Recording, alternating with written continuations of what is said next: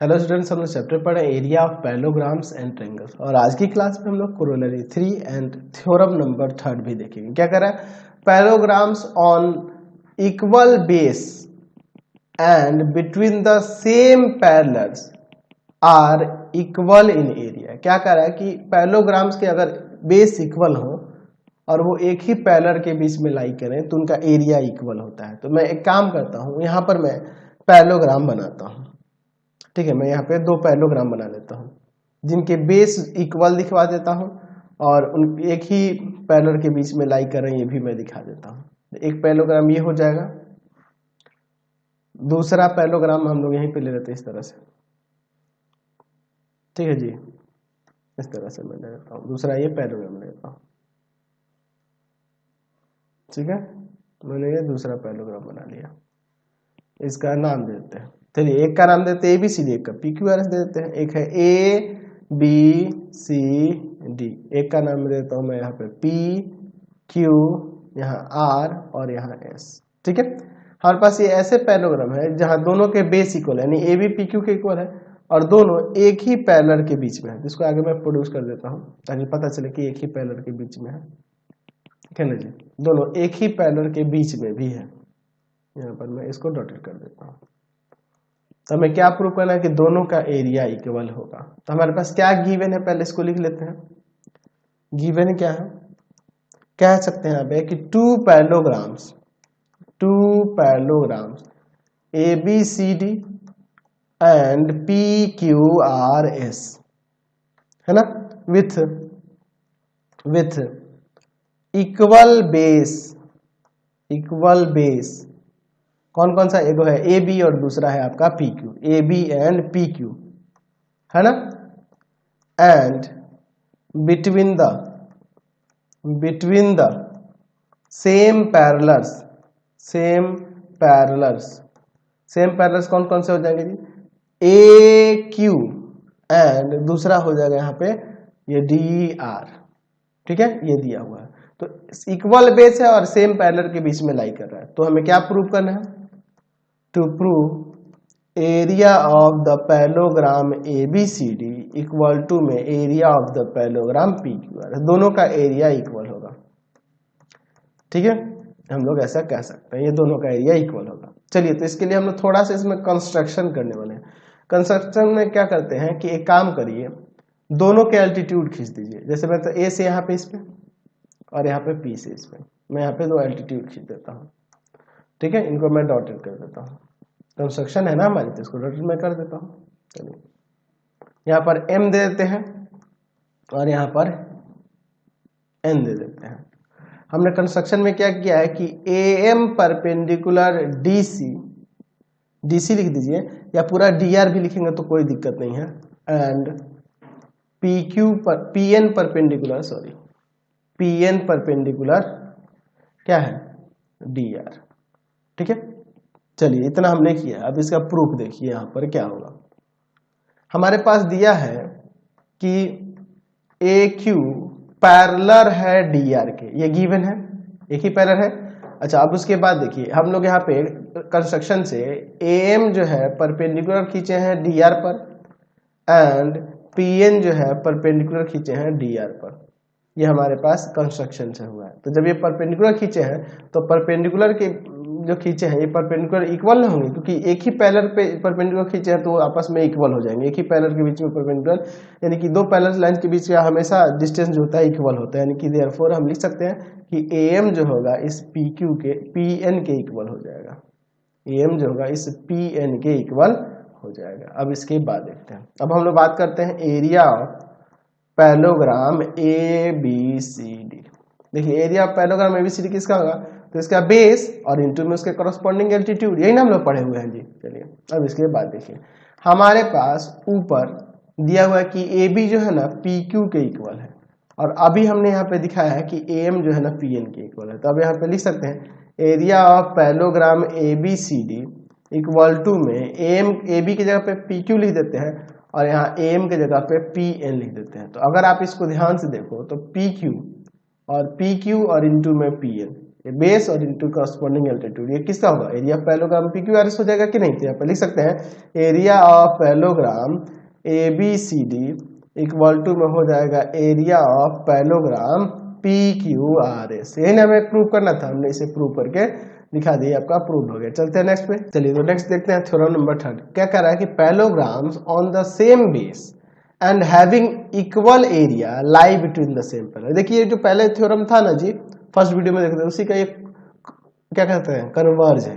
कह रहा है कि इस पर क्या कह रहा है कि सेम बेस हो और इक्वल एरिया हो तो वो एक ही पैरेलल के बीच में लाई करेगा, ये हमें प्रूव करना है। तो चलिए मैं यहाँ पर क्या करता हूँ कि दो पैरेललोग्राम बना लेता हूँ, ठीक है ना जी। चलिए मैं यहाँ पे दो पैरेललोग्राम ले लेता हूँ। पहले एक ये हो जाएगा, इसका नाम देते हैं यहाँ पर ABCD, और दूसरा पैरेललोग्राम मैं इधर बना लूंगा ABCD, और दूसरा एक और मैं पैरेललोग्राम बना लेता हूँ तो इधर की तरफ ऐसे करके, ठीक है। तो इन दोनों का एरिया जो होगा ना इक्वल दिया है और बेस सेम दिया है, तो ये बताना कि ये एक ही पैरेलल के बीच में होंगे AB, और यहाँ पे देते हैं मान लीजिए E, और इधर देते हैं F। हमारे पास क्या गिवन है पहले इसको हम लोग यहाँ पे लिख देते हैं। गिवन में यही है कि two parallelograms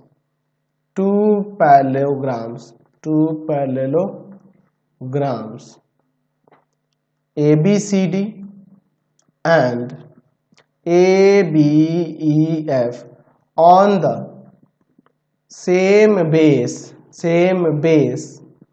AB such that इनका एरिया इक्वल दिया है, area of parallelogram ABCD equal to area of parallelogram ABEF, ये आपके पास दिया हुआ है। तो क्या प्रूव करना है, टू प्रूव एक ही पैरेलल के बीच में लाई करेगा।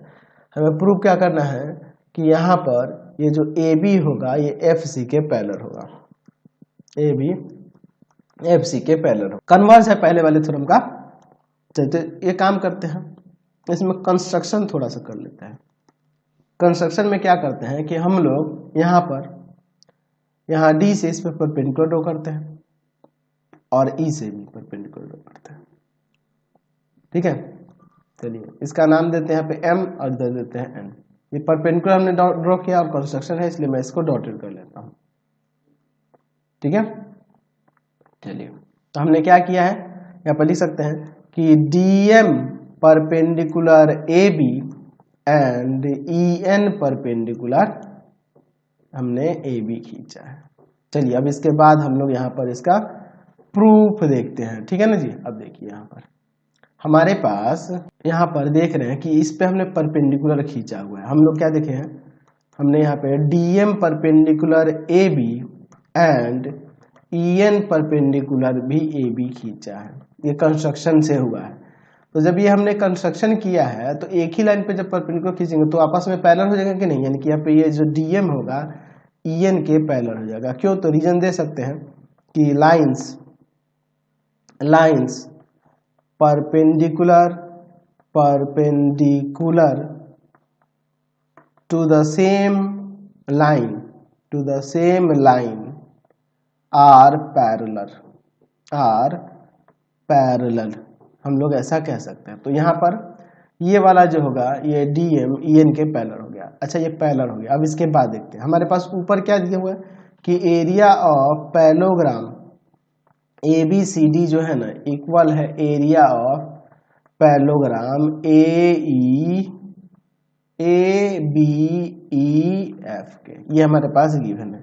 तो देखिए इस पैरेललोग्राम ABCD की एरिया की बात करेंगे तो हम लोग यहाँ पर लिख सकते हैं इसका यहाँ पर AB बेस और यहाँ पर एल्टीट्यूड जो हो जाएगा इसका ये आपका DM हो जाएगा, ठीक है। उसी तरह से इसके बात करेंगे इस ABEF की एरिया की, इसकी तो एरिया क्या हो जाएगा इसका, तो इसका यहाँ पर हम लोग लेते हैं इसका बेस AB और एल्टीट्यूड यहाँ पर इस ये वाला ले लेते हैं EN, है ना जी। चलिए क्योंकि हम लोग जानते हैं कि एरिया ऑफ पैरेललोग्राम जो होता है वह बेस और इंटू में हाइट हो गया, हम लोग पढ़े ना जी, बेस इंटू एल्टीट्यूड करस्पॉन्डिंग उसका। चलिए अब इसके बाद देखिए हम लोग यहाँ पर देखिए ए बी हटा सकते हैं, तो यहाँ से डीएम जो होगा ईएन के इक्वल भी हो गया। तो हमने यहाँ पे दिखा दिया कि डीएम ईएन के पैरेलल भी है और इक्वल भी है। यहाँ पे लिख सकते हैं therefore DM parallel to EN and DM equal to M. तो ये इसका मतलब ये पैरेललोग्राम हो गया।